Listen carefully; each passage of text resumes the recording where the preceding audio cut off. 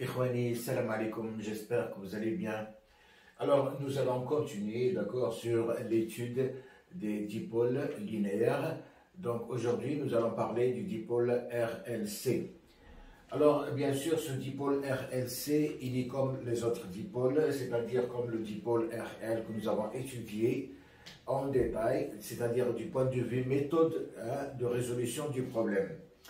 Avant de voir, c'est-à-dire, comment dirais-je, le dipôle RLC, je voudrais vous donner, d'accord, pour le dipôle RC, pour le dipôle RC, quels sont, c'est-à-dire, le dipôle RC, à quoi est égal Z réel, d'accord, et à quoi est égal l'angle phi, pour le dipôle en série et pour le dipôle en parallèle. Et je vous demande de faire, c'est-à-dire, la même résolution que pour le dipôle RL et essayer de trouver ce que je vais marquer ici. Donc voilà les équations, c'est-à-dire de l'impédance réelle, de l'angle de déphasage pour le dipôle RC en série ici, montage série, et ici bien sûr le montage parallèle. D'accord? Donc c'est la même méthode de résolution que pour le, c'est-à-dire, comment dirais-je, pour le dipôle RL, c'est-à-dire vous allez suivre le même cheminement, vous allez déterminer Z complexe, d'accord, qui est égal à Z réel, c'est-à-dire l'angle de déphasage, ça c'est l'écriture triangulaire, et vous allez passer par la suite à l'écriture triangulaire, vous allez passer à l'écriture algébrique, et déterminer Z et déterminer phi pour le montage série et pour le montage parallèle. Donc, si vous voulez, c'est un exercice d'entraînement pour, c'est-à-dire vous entraîner un peu sur ces différentes résolutions et c'est-à-dire essayer de savoir est-ce que vous avez compris la méthode de résolution ou vous avez encore des problèmes. Alors, pourquoi je fais ça? Pour avancer un peu plus vite et, c'est-à-dire, et parler du circuit RLC qui va englober les différents dipôles usuels linéaires, c'est-à-dire la résistance, la bobine et, comment dirais-je, le condensateur. C'est bon. Donc, on va attaquer le dipôle RLC. Alors, avant d'attaquer le dipôle RLC, je vous demande, d'accord, de revoir la vidéo 402. D'accord, la vidéo 402, qui, dans cette vidéo, vous avez un tableau qui résume les différentes, c'est-à-dire les formules nécessaires pour le calcul de l'impédance réelle, pour le calcul du déphasage, pour le calcul Z complexe, etc., pour les différents dipôles. Alors ce tableau, il est important, vous devez le connaître par cœur, parce que nous n'allons pas à chaque fois refaire ces calculs, c'est-à-dire ces calculs, mais nous allons c'est-à-dire l'exploiter pour résoudre le problème. Bien, alors le circuit RLC, il est composé de quoi? Bien sûr, vous avez une résistance, R, d'accord? Vous avez votre bobine, d'inductance L, et vous avez un condensateur de capacité C. D'accord? Donc, ça c'est R, ici c'est L, et ici c'est C. Voilà le circuit RLC. Alors, bien sûr, ce circuit, il est, c'est-à-dire, soumis à une tension totale U de T, soumis à une tension totale que je vais appeler U de T, et il est parcouru par un courant sinusoïdal I de T. Bien sûr, pour c'est-à-dire ce circuit, bien sûr, vous avez pour chaque dipôle, vous avez une chute de tension ici que je vais appeler UR. Je vais l'appeler UR, d'accord, U de la résistance. Vous avez une chute de tension au niveau de la bobine UL. Et vous avez une chute de tension au niveau de votre condensateur que je vais appeler UC. C'est bon. Alors, nous allons déterminer pour ce dipôle RLC, nous allons bien sûr déterminer l'impédance total, hein, nous allons déterminer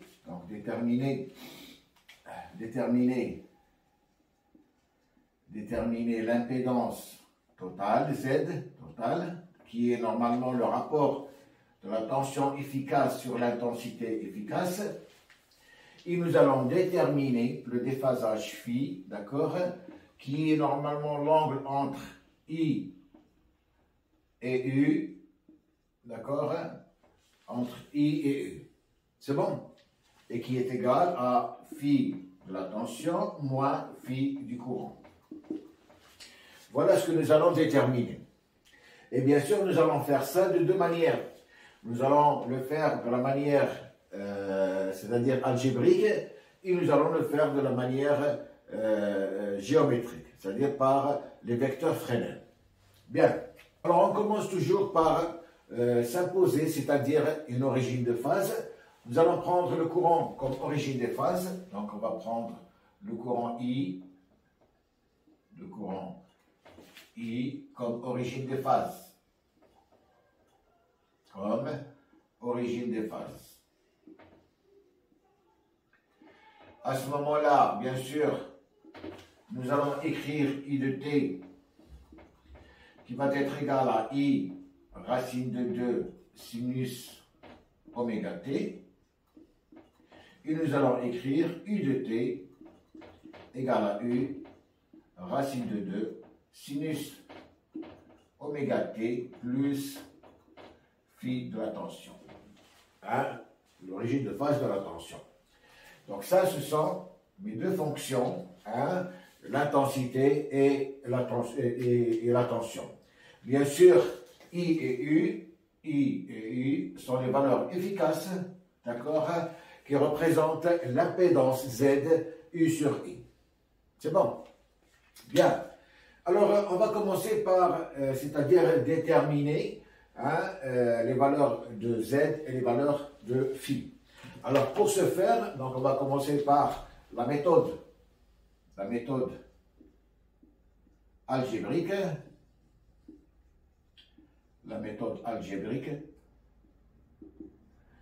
Alors, dans cette méthode, bien sûr, nous avons Z complexe. Il est égal à Z que nous sommes en train de chercher et l'angle phi. Donc ça, c'est l'écriture triangulaire. Avec Z, bien sûr, l'argument, le module, et phi, c'est l'argument. Alors Z algébrique, on va passer à Z algébrique, c'est-à-dire qui va être égal à A plus JB. Voilà la forme. Ça, c'est triangulaire, et ça, c'est algébrique, qui va être égal à A plus JB. Alors, pour calculer Z, ici, nous avons trois dipôles usuels. Nous avons la résistance, la bobine et le condensateur. Alors, on sait très bien que, normalement, pour ces trois éléments, ils sont montés en série. Nous avons l'impédance Z. Nous avons l'impédance Z complexe, équivalente, si vous voulez. Elle est égale à Z, équivalent de la résistance, plus Z équivalent Z de ma bobine, plus Z du condensateur. D'accord? Plus Z du condensateur. Voilà ce que nous avons comme Z complexe équivalente de ces trois dipôles usuels. Hein? C'est Z complexe de ma résistance, plus Z complexe de ma bobine, et plus Z complexe de mon condensateur. Alors je rappelle toujours, il ne faut pas prendre la somme des impédances réelles, mais les impédances complexes. Alors de là, qu'est-ce que je vais avoir? Je vais avoir ici Z complexe, c'est-à-dire de ma résistance, n'est rien d'autre que R. Z complexe, c'est-à-dire de ma bobine, elle est égale à JL oméga. Et Z complexe, c'est-à-dire de mon condensateur, il est égal plus, c'est-à-dire 1 sur C oméga. JC oméga. C'est bon. Donc, je viens d'écrire, c'est-à-dire Z complexe équivalente pour mes trois dipôles usuels. Alors, bien sûr, ici, normalement, je dois mettre cette équation sous cette forme. C'est-à-dire A plus JB. Ici, j'ai A, c'est R. Et ici, bon, j'ai un J au dénominateur et un J au numérateur. Je vais pouvoir les mettre, c'est-à-dire c'est équivalent à R plus JL oméga moins J sur C oméga. C'est la même chose. Hein? Pourquoi? Parce que ici, qu'est-ce que j'ai fait? Je n'ai fait que multiplier J en haut et J en bas. C'est-à-dire ici plus, si je mets comme ça, je vais multiplier par J divisé par J. C'est la même chose, c'est comme si je n'ai rien fait. Hein? J'ai multiplié J ici et j'ai multiplié J au dénominateur. Je vais me retrouver avec J ici et là J carré. Or, en écriture complexe, je sais que J carré est égal à moins 1. C'est pour ça que je me retrouve ici avec J à moins J sur C oméga, puisque J au carré va me donner moins 1, et je vais me retrouver avec J en haut. Et de là, je vais pouvoir écrire que Z complexe est égal. A, c'est bien R, plus, je vais mettre J en facteur ici, J, facteur de L oméga, moins 1 sur C oméga. Voilà la valeur de Z complexe écrite de cette façon, A plus JB. C'est bon. Bien. Alors, une fois que j'ai écrit cette équation, je vais pouvoir, donc j'efface ici,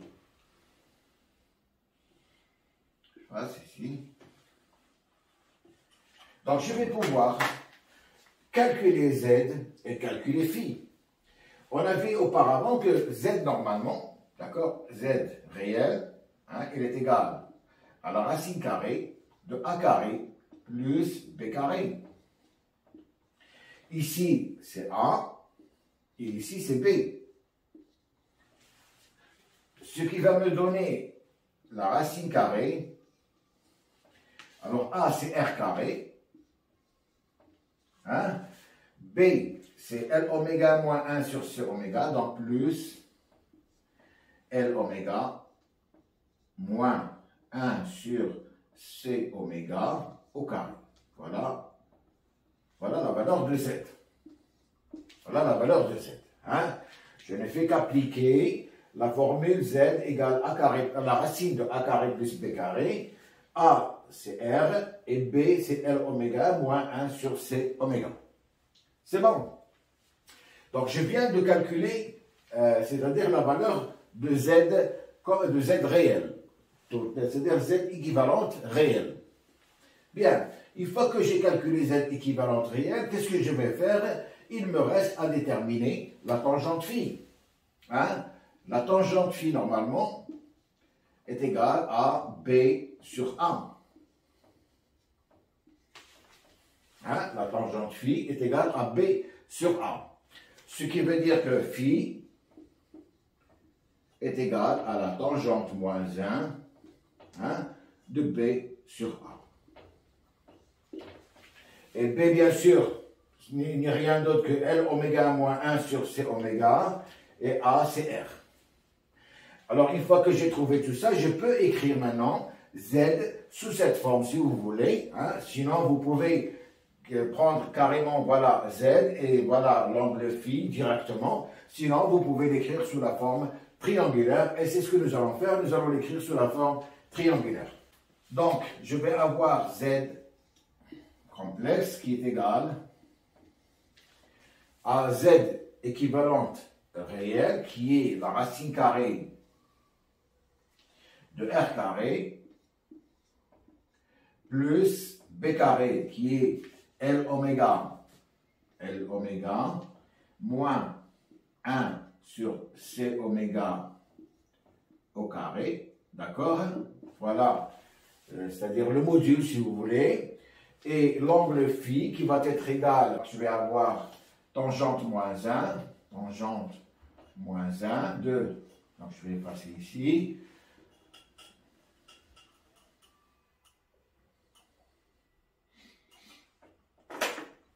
B c'est L oméga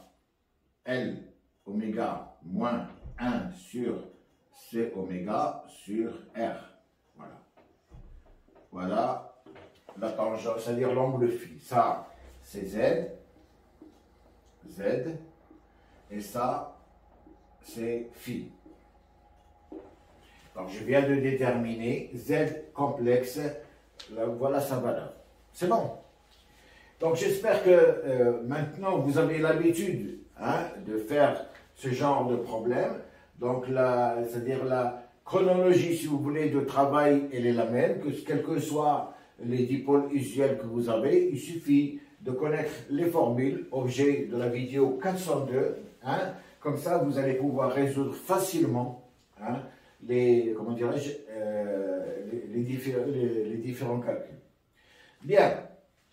Alors maintenant, c'est-à-dire, nous allons voir par la méthode géométrique la variation, c'est-à-dire de l'angle phi. Est-ce qu'il va être positif? Est-ce qu'il va être négatif? Est-ce qu'il va être nul? Parce que tout dépend de la valeur de la bobine, tout dépend de la valeur de mon condensateur, parce qu'on sait que normalement la bobine, elle met le courant en retard par rapport à la tension, le condensateur, il met le courant en avance par rapport à la tension, la résistance, c'est-à-dire la tension, elle est en phase avec le courant.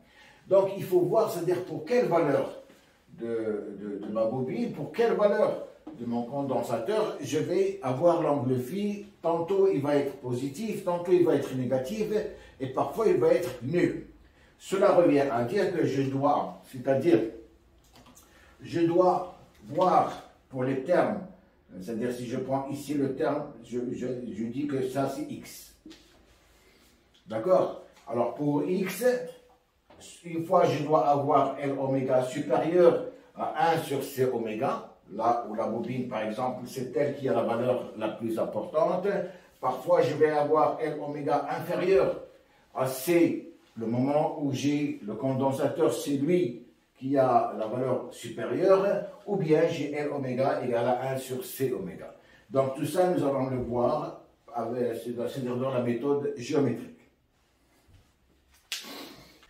Alors, je viens de reprendre ici ce que nous avons trouvé tout à l'heure. Alors, qu'est-ce qu'on sait? Normalement, nous avons ici le courant pour les dipôles usuels en série, il est le même. D'accord? Et la loi d'Emaille, donc la tension U de T, elle est égale normalement à UR de T, d'accord? Plus UR de T, plus UC de T. D'accord? Ça, c'est la loi d'Emaille pour les dipôles qui sont en série. Voilà la tension. Si j'écris ça, c'est-à-dire vectoriellement, je vais avoir U qui est égal à UR plus UL et plus UC. Vectoriellement, voilà ce que j'ai. Alors, quelles sont c'est-à-dire les différentes étapes que je vais étudier? Je vais étudier le cas où j'ai L oméga, d'accord, supérieur à 1 sur C oméga. Voilà le premier cas que je vais étudier. Dans ce cas, je vais avoir l'angle phi, d'accord, qui va être positif. C'est bon. Et je vais étudier le cas où je vais avoir L oméga inférieur à 1 sur C oméga. Et à ce moment-là, je vais avoir l'angle phi, d'accord, qui va être, c'est-à-dire négatif, Et enfin, je vais étudier le cas où j'ai L oméga égale à 1 sur C oméga. Et à ce moment-là, je vais avoir l'angle phi qui est égal à 0. Donc voilà les trois cas que je vais étudier, c'est-à-dire en mettant, par la méthode vectorielle, vecteur Fresnel, les trois cas que je vais étudier et voir un peu qu'est-ce que j'ai comme, c'est-à-dire variation de mon angle phi. Alors bien sûr, si l'angle phi est positif, j'ai L oméga qui est supérieur à 1 sur C oméga, je vais avoir un circuit à caractère inductif. Ici, je vais avoir un circuit à caractère inductif. Puisque c'est la bobine, c'est elle, d'accord, qui a le plus, c'est-à-dire la valeur la plus élevée. Ici, je vais avoir c'est-à-dire un circuit RL et RLC à caractère capacitif. Hein? Et ici, je vais avoir, d'accord, phi égale à 0, un circuit à caractère résistif. Voilà mes trois cas. C'est bon, hein? Les trois cas que nous allons voir. Alors, on va commencer par le premier cas où j'ai L oméga, pardon, ici, L oméga est supérieur à 1 sur C oméga. Alors, le premier cas, j'ai, c'est-à-dire L oméga supérieur à 1 sur C oméga. Alors, je vais tracer mes vecteurs pour ce cas ici. Alors, j'ai pris tout à l'heure, c'est-à-dire l'intensité comme origine des phases, puisque I ne change pas, elle est la même. Le courant il est le même pour mes trois dipôles usuels. Hein, c'est la tension, c'est-à-dire je vais faire la somme des tensions et garder I, c'est-à-dire le courant comme origine des phases. Donc, je viens de tracer ici le courant comme origine des phases pour le premier cas, L oméga supérieur à 1 sur C oméga. Alors, je vais tracer le vecteur, c'est-à-dire qui correspond à ma résistance. Pardon, je vais tracer UR en premier lieu, qui est en phase normalement avec le courant. Donc voilà, je viens de tracer le vecteur UR qui représente la tension de ma résistance qui est en phase avec le courant. Maintenant, je vais tracer, d'accord, le vecteur qui représente la tension UL. Normalement, il fait c'est-à-dire un angle de pi sur 2 par rapport au courant, c'est-à-dire que la tension elle est en retard, elle est en avance par rapport au courant. Alors je vais tracer ce vecteur. Alors voilà le vecteur UL, d'accord, il fait un angle de pi sur 2 par rapport au courant. Ça veut dire que le courant il est en retard par rapport à la tension, ou si vous voulez, la tension elle est en avance par rapport au courant. Alors, puisque je prends ici L oméga supérieur à 1 sur C oméga, je vais tracer le vecteur qui correspond à la tension UC de telle manière qu'il soit inférieur, c'est-à-dire que UL soit supérieur au vecteur UC. Et le vecteur UC, normalement, il fait un angle de moins pi sur 2 par rapport au courant. Ça veut dire qu'il va être dirigé vers le sens contraire de UL. Donc voilà le vecteur UC, il est en sens opposé de UL, il est inférieur à UL. Donc là, je viens de respecter, c'est-à-dire j'ai pris, c'est-à-dire L oméga supérieur à 1 sur C oméga. Et une fois que j'ai tracé ces vecteurs, je vais pouvoir tracer le vecteur tension, c'est-à-dire la résultante de ces vecteurs qui n'est rien d'autre que le vecteur qui va rejoindre le point O ici avec le bas du vecteur UC. Donc, je vais le tracer. Donc, voilà le vecteur U, qui est la résultante de ces vecteurs. Alors, bien sûr, c'est-à-dire ici, je remarque que normalement, l'angle phi, il est bien positif. Pourquoi? Parce qu'on a dit que phi, c'est l'angle entre le courant et la tension. Ça veut dire que mon angle phi, il est là. Voilà l'angle phi. D'accord? Voilà l'angle phi qui est positif. Puisque le sens trigonométrique, il est comme ça. L'angle phi, c'est l'angle que fait entre l'intensité, le vecteur intensité et le vecteur tension. Donc, c'est bien cet angle. C'est bien ce qu'on a dit tout à l'heure. C'est-à-dire que si L oméga est supérieur à 1 sur C oméga, cela veut dire que l'angle phi, il est positif. Et c'est bien ce qu'on a trouvé, comme quoi il est positif. Et comme il est positif, je me trouve devant un circuit, d'accord, qui est inductif. Ici, je suis devant un circuit à caractère inductif. C'est bon? Donc, voilà la représentation vectorielle du circuit RLC dans le cas où L oméga est supérieur à 1 sur C oméga. Alors maintenant, nous allons voir le cas où L oméga, d'accord, est inférieur à 1 sur C oméga.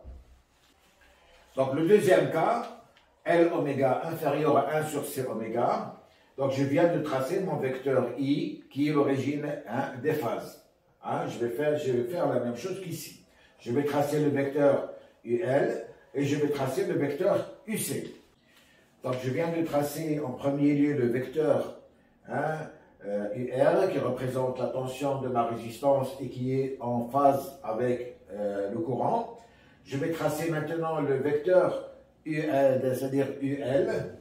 Donc voilà le vecteur UL qui fait un angle de pi sur 2 par rapport à l'intensité. Et je vais tracer le vecteur UC qui est plus grand que le vecteur UL puisque j'ai pris L oméga inférieur à 1 sur C oméga et qui fait un angle de moins pi sur 2 par rapport à l'intensité. Donc voilà le vecteur UC, d'accord, qui est plus grand que le vecteur UL et qui fait un angle de moins pi sur 2 par rapport à l'intensité. Et de là, je vais pouvoir tracer le vecteur U qui va joindre, c'est-à-dire l'origine du vecteur UR et c'est-à-dire l'extrémité du vecteur UC. Donc voilà le vecteur U. Et on voit ici que normalement, l'angle phi, c'est l'angle qui est entre le courant et la tension. Ça veut dire que mon angle phi, il est là, le voilà. Voilà mon angle phi. Et il est bien inférieur à 0, donc il est négatif. Et s'il est négatif, ça veut dire que je suis ici dans un circuit à caractère capacitif. D'accord? Donc ici, je vais écrire, je suis dans un circuit à caractère capacitif, c'est-à-dire que l'angle phi, il est négatif, ça veut dire que le courant, il est en avance par rapport à la tension. C'est bon. Alors, il me reste le dernier point où j'ai, c'est-à-dire je vais mettre, troisièmement, je vais prendre le cas où j'ai L oméga égale à 1 sur C oméga. Alors, dans ce cas, qu'est-ce que ça veut dire? Ça veut dire que c'est-à-dire l'inductance et la capacité, ils sont presque nuls. Ici, ils sont presque nuls, ça veut dire que mon circuit, il est résistif à 100%. Ça veut dire qu'il va se comporter comme une résistance. Seulement, cette résistance, c'est-à-dire ce circuit, il est traversé par une tension sinusoïdale, et cette tension sinusoïdale, normalement, elle a, comment dirais-je, une impulsion oméga, et qui dit impulsion oméga dit fréquence, une telle fréquence. D'accord? Donc, avant de tracer le circuit RLC, je vais vous parler un peu de cette catégorie, c'est-à-dire de cette variante, L oméga égale à 1 sur C oméga. Alors, comme j'ai expliqué, la tension U de T, d'accord, elle est, c'est-à-dire, nous avons une impulsion oméga. Cette impulsion oméga, elle a une relation avec la fréquence qu'on appelle, c'est-à-dire c'est 2πf, et la fréquence ici, bien sûr, c'est oméga sur 2π. Alors, si j'ai L oméga égale à 1 sur C oméga. Si j'ai ce cas, qu'est-ce que ça veut dire? Ça veut dire que, ici, je peux dire que oméga carré égale à 1 sur LC. Voilà. Oméga carré égale à 1 sur LC. Je n'ai fait que sortir oméga de là. Et ce oméga carré, c'est-à-dire que c'est la même chose que si oméga égale à 1 sur la racine de LC. Et cet oméga, je vais l'appeler oméga 0. Parce que oméga 0, il correspond au cas où j'ai L oméga égale à 1 sur C oméga. Et ce oméga 0 qui est égal à 1 sur racine de LC va me donner une fréquence, que j'appelle F0 égale à 1 sur 2π racine de LC. Et c'est ce qu'on appelle par la fréquence de résonance. Alors ça, c'est-à-dire cette variante de LC, de L oméga égale à 1 sur C oméga, et c'est-à-dire si vous faites varier votre potentiomètre et vous allez faire varier votre fréquence jusqu'à atteindre la valeur de 1 sur racine de LC, il faut faire attention parce que ça peut créer des courts-circuits.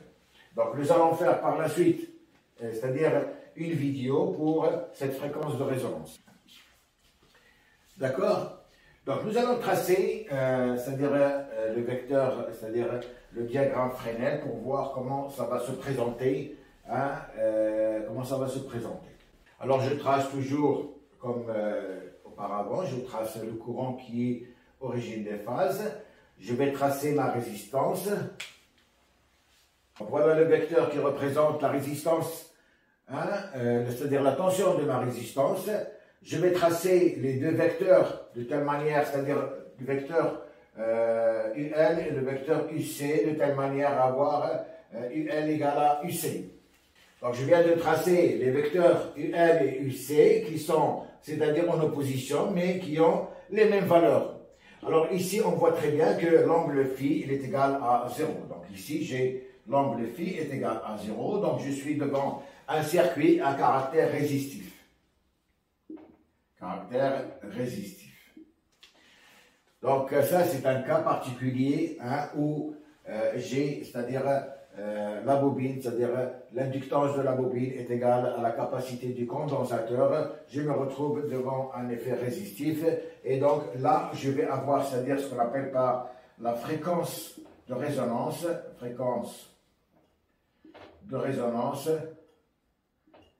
sur laquelle nous allons faire une vidéo par la suite pour expliquer ce phénomène auquel il faut faire attention. C'est bon. Donc, on vient de voir un peu comment résoudre, c'est-à-dire comment résoudre et tracer un peu le diagramme de Fresnel dans les trois cas où j'ai l'angle phi positif, l'angle phi négatif et l'angle phi qui est égal, c'est-à-dire à 0. Et bien sûr, à partir de ces trois graphes, nous pouvons facilement sortir, c'est-à-dire la tangente phi, l'angle phi si vous voulez, et nous pouvons facilement sortir c'est-à-dire l'impédance réelle. Puisque ici, si je prends le cas ici, alors là, si j'ai B, ici j'ai A. Alors la tangente phi, d'accord, va être égale à B sur A. Et B n'est rien d'autre que le vecteur, c'est-à-dire UL moins UC. Et UL, c'est-à-dire en fonction des valeurs efficaces, donc pour la résistance, ici U, c'est, comment dirais-je, ZI, hein, puisque c'est la résistance, c'est-à-dire Z, si vous voulez, c'est U sur I, donc U c'est ZI. Ici, vous allez avoir UL qui va être à L oméga I, et ici, vous allez avoir I sur C oméga. Et à partir de ces équations, vous allez pouvoir déterminer la tangente phi, et vous allez pouvoir déterminer, c'est-à-dire U carré qui va être égal à UL moins UC au carré sur, c'est-à-dire UR au carré. Et vous allez faire la même chose pour le côté capacitif et la même chose pour le côté résistif. Donc, lors de la prochaine vidéo, nous pouvons faire ça. Sinon, je vous laisse le soin, c'est-à-dire de retrouver, hein, ces valeurs de phi et les valeurs de R à partir de ces diagrammes. Hein? Je pense que vous êtes capable maintenant de faire une telle résolution. Voilà, donc j'espère que j'ai été clair. La vidéo était un peu longue, mais elle est, c'est-à-dire importante, surtout hein, l'étude des trois cas. Hein, quand on a par exemple un circuit avec une bobine, une capacité ou bien uniquement la résistance avec la bobine, etc. Ça va vous permettre de voir, c'est-à-dire quel déphasage vous avez en fonction hein, des valeurs de R, U, de R, L et C. C'est bon. Donc, je vous remercie. Mettez un like, laissez un commentaire. On se reverra la prochaine fois, Inch'Allah, pour d'autres vidéos. D'ici là, je vous remercie.